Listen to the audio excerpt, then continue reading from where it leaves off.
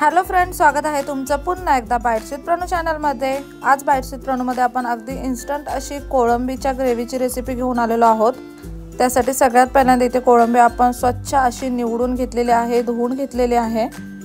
जेव्हा prawns gravy वगैरे बनवायला जातो तेव्हा वाटण वगैरे काढावं लागतं, त्याच्यामुळे बरेच लोक प्रॉन्स बनवायला कंटाळा करतात। आज अगदी इन्स्टंट असे प्रॉन्स आपण बनवणार आहोत। त्यासाठी सगळ्यात पहिल्यांदा आता कढईमध्ये आपण तेल घेतलेलं आहे, साधारणतः 4 चमचे इतकं तेल घेतलंय। आता यामध्ये आपण बारीक चिरलेला लसूण टाकायचा आहे। लसूण मस्त असं तडतडला की बारीक चिरलेला कांदा यामध्ये टाकायचा आहे। मस्त असं मोठ्या आकाराचे 2 कांदे आपण घेतलेले आहेत। त्यानंतर आपण इथे एक मोठ्या आकाराचा बारीक चिरलेला टोमॅटो घेतलेला आहे। हे सगळं आता छान असं परतून घ्यायचं, यातला कच्चेपणा पूर्णपणे निघून गेला पाहिजे।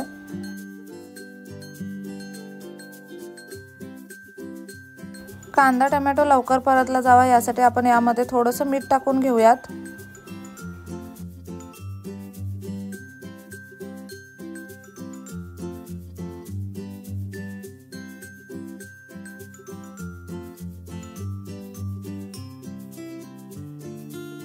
इथे कांदा आणि टोमॅटो बऱ्यापैकी परतत आलाय। आता यामध्ये आपण कढीपत्त्याची पानं टाकूयात। 7-8 कढीपत्त्याची पाने यामध्ये आपण टाकलेली आहेत। आता एक मोठा चमचाभर इतके आपल्याला आलं लसूण मिरची कोथिंबीरीची पेस्ट यामध्ये टाकायची आहे।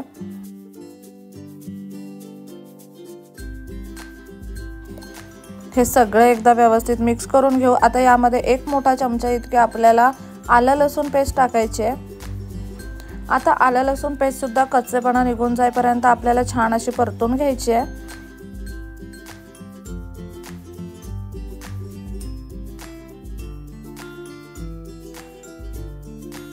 यामध्ये आता मसाले टाकून घेऊयात। सगळ्यात पहिल्यांदा तर आपल्याला यामध्ये धने पावडर टाकायची आहे।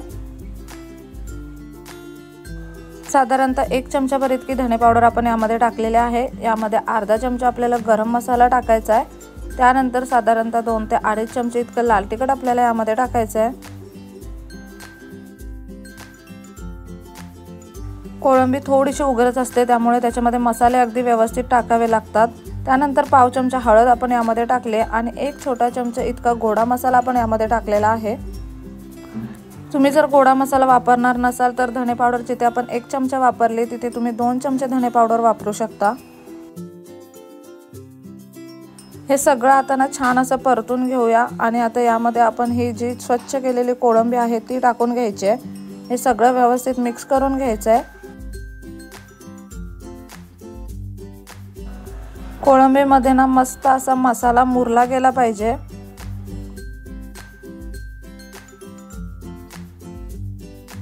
यामध्ये आता चवीप्रमाणे मीठ टाकून घेऊयात। कांदा टोमॅटो जेव्हा आपण टाकला होता तेव्हा सुद्धा मीठ टाकलेलं आहे, त्यामुळे व्यवस्थित प्रमाणामध्ये इथे मीठ टाकून घ्यायचं आहे आता, नाहीतर मीठ जास्त होईल।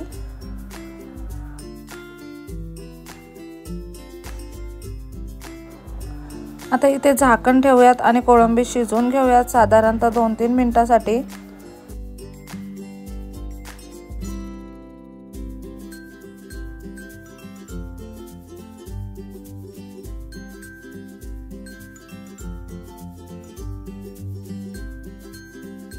इथे तुम्ही पाहू शकता 2-3 मिनिटांसाठी आपण कोळंबी शिजवायला ठेवलेली, त्यात मसाला छान असा मुरून घेतलाय। आता यामध्ये आपल्याला गरम पाणी टाकायचं आहे।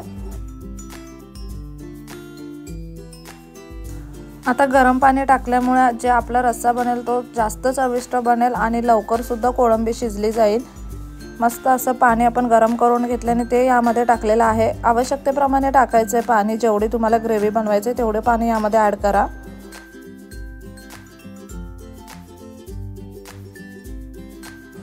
ह्याला एक मस्त अशी उकळी आली की आता यावरती आपल्याला झाकण ठेवायचं आणि कोळंबी शिजून घ्यायचे।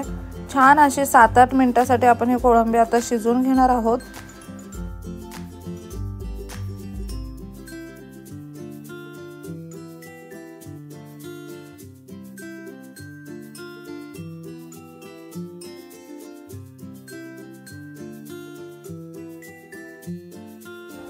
इथे तुम्ही पाहू शकता साधारणतः 8 ते 10 मिनिटं आपण ही कोळंबी शिजवून घेतलेली आहे। यातलं पाणी बऱ्यापैकी आटलेलं आहे।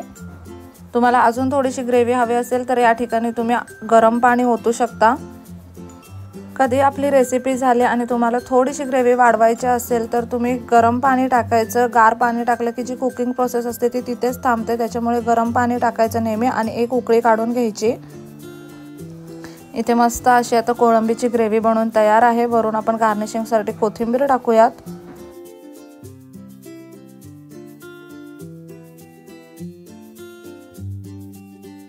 ही वाली कोळंबी ना खूप जास्त सोप्या पद्धतीने बनते, त्याच्यामुळे घरी तुम्ही ते अगदी आरामात बनवू शकता।